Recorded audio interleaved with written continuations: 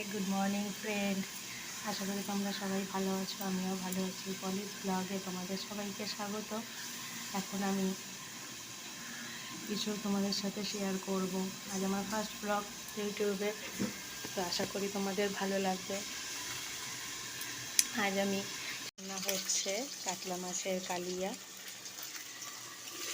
নিরামিষ তরকারি। আর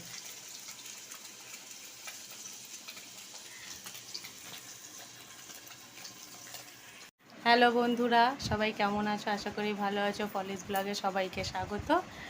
এখন আমার ছেলে স্নান করে এসেছে। আর আমি এবার খেতে ঘুমাবো, আবার বিকেলে আমার আন্টি আসবে, আমি পড়বো। তারপর উঠে খেলাধুলো করব।